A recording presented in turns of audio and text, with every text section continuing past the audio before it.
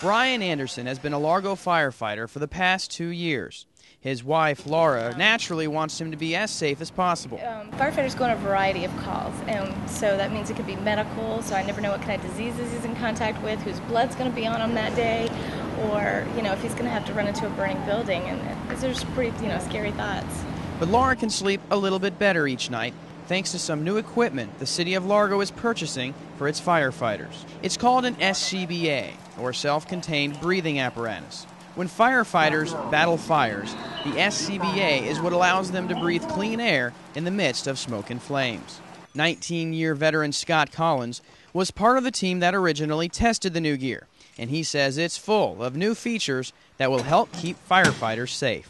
We have what's called a redundant pass device in the back, and that let's let the firefighters know that if you fall face first or on your back, you're going to be heard and seen. There are lights on the front and back of the pass device.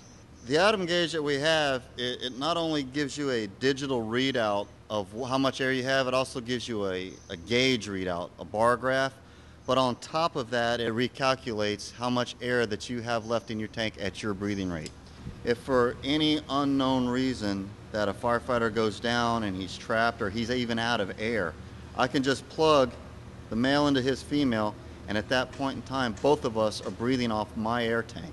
I can grab him and we can both get outside now. One of the greatest benefits to this new equipment is a higher capacity air tank, which holds 15 more minutes worth of air than the current air tank. Scott says these are all important safety features that are not available on his current equipment, which is around 15 years old. But there's more. Right now, I'm wearing the same type of mask that Largo firefighters currently use while they battle fires.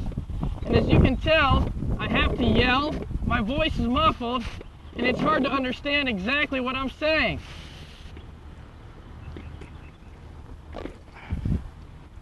And if you think that's bad, imagine trying to understand me in a fire.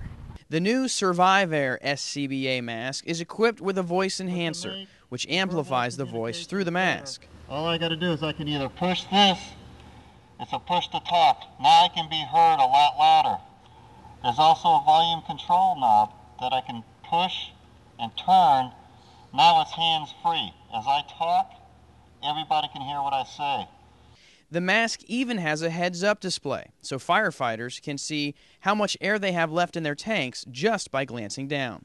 The cost of updating the entire fleet of SCBAs came in just under $400,000. That's money well spent, if you ask Laura. That's a priceless investment. You can't put a price tag on that. I need to know that when he runs into a burning building, he has every chance to succeed, to do his job successfully, to get out safely, and to get home to us, because we really need him. Especially we have another baby on the way, and we just need to know that in that situation, that Largo has done everything they can to equip our firefighters to do the job that they're trained to do. So when it's time for Brian to go to work, Laura can rest a bit easier, knowing that Brian is a little safer. For City Report, I'm Brandon Graham.